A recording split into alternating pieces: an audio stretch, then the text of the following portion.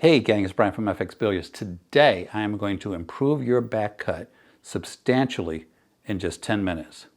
Let's get started. First off, what is a back cut? A back cut is generally a situation where the cue ball is closer from a parallel standpoint to the pocket than the object ball. So for example, my shot on the 8 ball here would not be a back cut because it's basically pretty straight. My shot on the 1 is just barely a back cut because these balls are almost parallel. But the shot on the 10 ball, if you can see, the cue ball is much closer to the pocket as far as its parallel position than the 10 ball is. So this would be a back cut, is playing this 10 ball in the corner pocket, just like that. Now, one of the problems with this shot that a lot of guys have is that the ball is actually going backwards. You are shooting kind of a reverse cut. So if we play the 1 ball, which is now our back cut,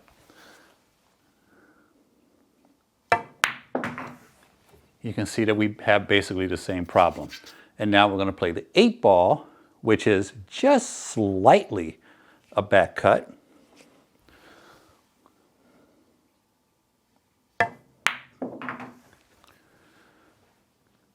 Each of those shots was basically the same shot. As you can see, this is a very important shot in a lot of games of pool. I would not have gotten on each one of those balls without 2 things going for me. Number 1, right hand spin going around the table.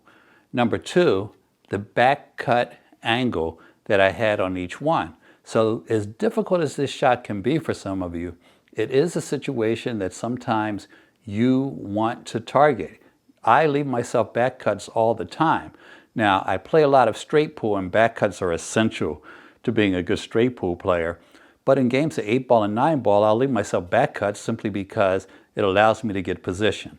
Let's fix your back cut with a couple of quick tips that is going to get you through a lot more racks and help you make a lot more shots.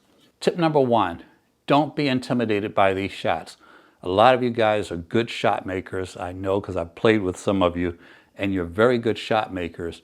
But you see these shots and you immediately get intimidated.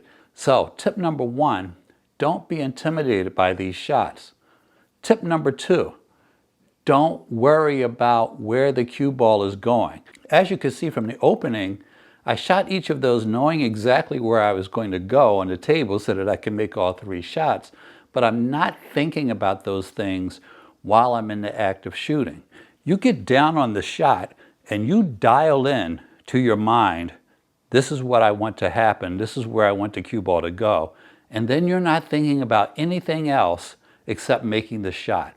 So you've got the feel and the location and all of those things dialed in, your speed, before you get down on the shot, and then you can focus on nothing other than making the ball. So you get back on the shot, all I'm doing is making the ball here, not worrying about my position, but I know where the cue ball is going to go. So I know it's easier said than done, but I see guys constantly, especially on my Zoom lessons, that are missing shots because we're working on their position and they're thinking about the position instead of making the shot. Next tip, when you have these shots, it is a good habit to get over here and see the shot. Now you're going to say, well, you didn't do that, Bryan. I've probably shot 10,000, 20,000 more of these than you have. If I've been playing for almost 30 years and you've been playing for 5 years, that's tens of thousands of shots that I've seen that you haven't seen yet. So one of the things that I recommend is to stand over here and actually see the shot. By the way, I do stand over there and see the shot in critical situations. In a match, I definitely, especially if I'm breaking up a cluster or breaking up a rack, I'm going to come over here and see the shot. Now, a lot of you learn to shoot by lining up the cue of the shot. I have some really good players that I coach that still look at the shot like this. They're finding their spot on the cue ball. They get over here and they shoot for that spot. All fine and dandy. But you've got a couple things going against you here, which brings me to tip number 4. Once you get over here and you ID the shot, you cannot hit this shot at the ghost ball spot. If I hit this perfectly at the ghost ball spot, I'm going to have cut-induced throw, which is going to put this shot offline and cause me to miss it. So the next tip is put outside spin on this shot. How much? People talk about tips of English all the time. Use 1 tip of English, use 2 tips, you're going to end up here, you're going to end up here. Hit it low, hit it high. On this shot, all things being equal, I hit it with high right. If I'm going in the opposite direction, I use basically the same speed, the same amount of English, unless the position forces me to do something different. Dial in these shots with a certain amount of speed and a certain amount of English, and it not only will help you with these shots, but when we start playing the diamond system or going around the table off of multiple rails, if you can stay consistent on the amount of tips of English and the speed that you're putting on the balls, it makes it a lot easier to control exactly where the cue ball is going to go.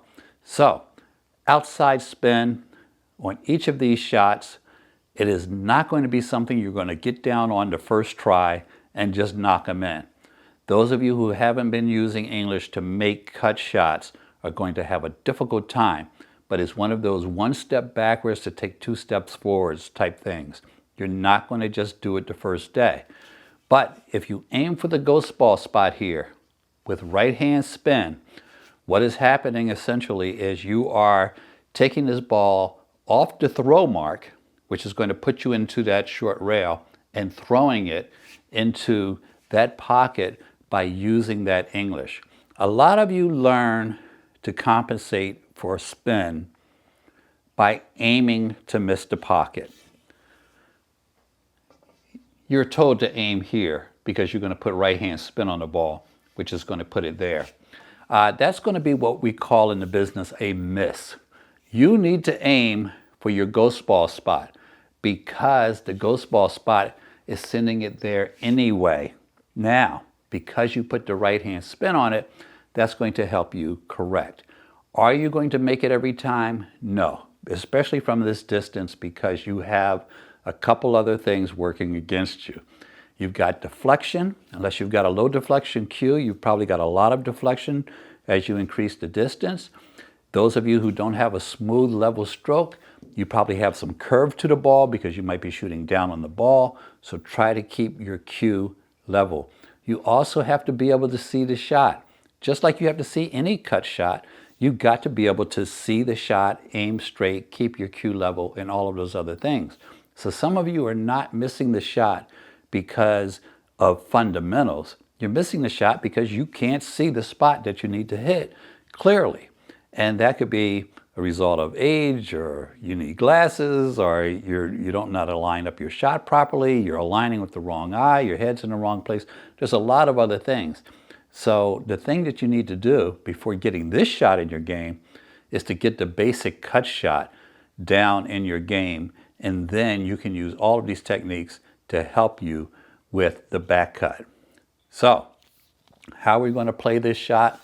We're going to get down on the shot, line it up. If you need to come over here and see the line, again, this is a very good habit. You will see a ton of professionals lining up shots that way. Why do they do this, by the way? You say, well, what did this give me? Because I'm shooting from over there. What this did was it gave me a reference on that ball. Whether it is conscious or unconscious, it gave me a reference. The reflection from the lights are consistent. If I'm aiming for a spot over here where I can see the 3 overhead lights, and that shot is good from that angle, I can actually see that angle from here. So it gives you a reference. Especially if it's a straight ball, you have even more references. Also, if there's balls in the way, you'll find out if this ball actually passes. It helps you visualize the shot, which is my next tip. Visualize the ball going in. Don't worry about what's going to happen afterwards. If you're trying to hit a cluster that's down here and you get down on this shot and you're thinking about this cluster instead of making the shot, then you're going to have a problem. get the shot dialed in your mind before you shoot it. Let the English take it towards the pocket. Don't overcompensate by trying to miss the shot because you know that the English is going to throw it. By shooting a ton of them, you will develop a feel for it. I have never gotten down on a shot that I'm putting spin on it and decided to aim here knowing the ball is going to go there. I'm aiming for the back of that pocket unless I need to cheat the pocket. But I am compensating subconsciously for what is going to happen to that ball. So stop aiming to miss, because you know what you guys do, because I see you all the time in our lessons. What happens is you end up over here because you're compensating twice.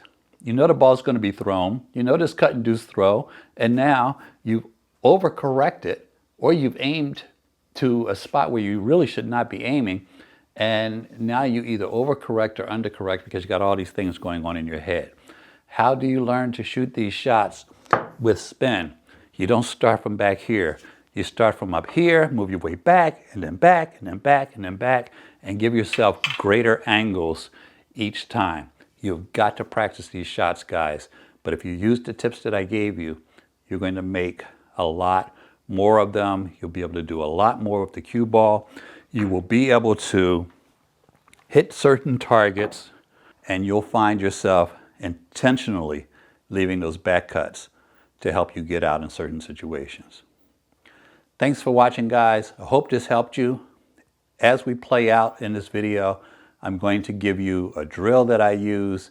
So stay tuned. I want to show you the drill as we play the video out. Okay, don't forget to subscribe.